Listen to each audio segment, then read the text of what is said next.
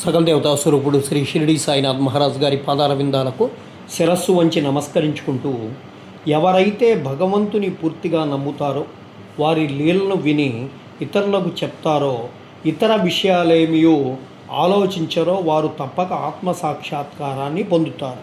అయితే చాలామందికి బాబా తన నామమును జ్ఞప్తి ఎందుంచుకొని శరణు వేడుమని చెప్తారు. తానెవరు అను దాన్ని తెలుసుకొనగోలు వారికి శ్రవణము మననమును చేయమని సలహా ఇచ్చేవారు. కొందరికి భగవన్నామస్మరణమును జ్ఞప్తి ఎందుంచుకొనుమనేవారు. కొందరికి తమ లీళ్ళు వినుట, కొందరికి తమ పాదపూజ, కొందరికి ఆధ్యాత్మిక రామాయణము, జ్ఞానేశ్వరి మొదలైన గ్రంథాలు చదువుటకు, కొందరికి తమ పాదముల వద్ద కూర్చునుటకు, కొందరికి ఖండోబా మందిరమునకు పంపడానికి, కొందరికి విష్ణు సహస్రనామాలు, కొందరికి ఛాందోగ్యోపనిషత్తు, భగవద్గీత పారాయణం చేయమని విధిగా చెప్తూ ఉండేవారు. వారి ఉపదేశాలకు పరిమితి లేదు, అడ్డు లేదు.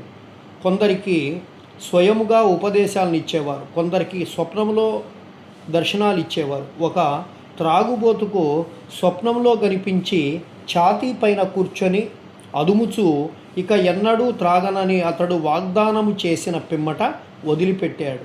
కొందరికి స్వప్నములో గురుబ్రహ్మాది మంత్రార్థాలను బోధించేవాడు. ఒకడు హఠయోగము చేయుచుండగా దాన్ని మానుమని చెప్తారు. వారి మార్గాల్ని చెప్పుట అలవి కాదు. ప్రపంచ విషయాలలో తన ఆచరణలు ఉదాహరణలుగా బోధించేవాడు. అట్టి వానిలో మనం కొన్ని తెలుసుకునేటువంటి ప్రయత్నం చేద్దాం. బాబా ఒకనాడు మిట్ట మధ్యాహ్నము రాధాకృష్ణ మా ఇంటి సమీపమునకు వచ్చి నిచ్చెన తీసుకొని రమ్ము అని చెప్పి చెప్తారు.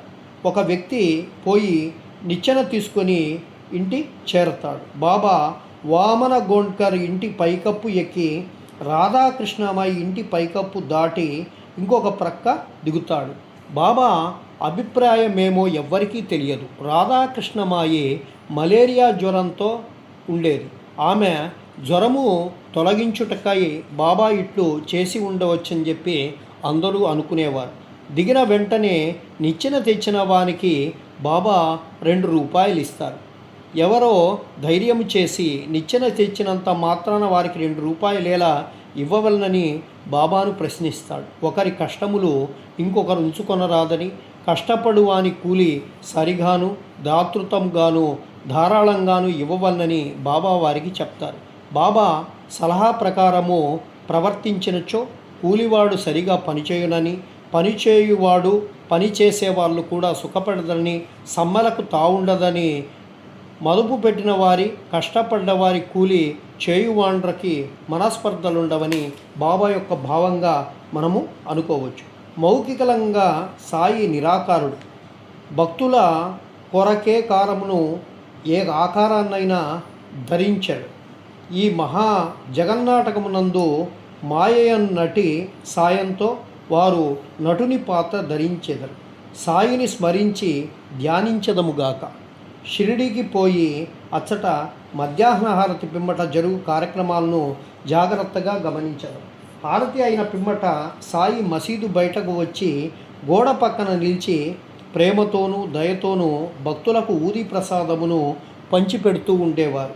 భక్తులు కూడా సమానమైనటువంటి ఉత్సాహముతో వారి సమక్షమున నిలిచి వారి పాదాలకు నమస్కరించి వారి వైపు చూస్తూ ఊది ప్రసాదపు జల్లులను అనుభవిస్తూ ఉండేవారు. బాబా భక్తుల చేతులలో పిడికళ్లతో ఊదిని పోయేవారు. వారి నుదుటపై తమ చేతులతో ఊది పెడుతూ ఉండేవారు. వారి హృదయమున భక్తుల ఎడ అమితమైనటువంటి ప్రేమ.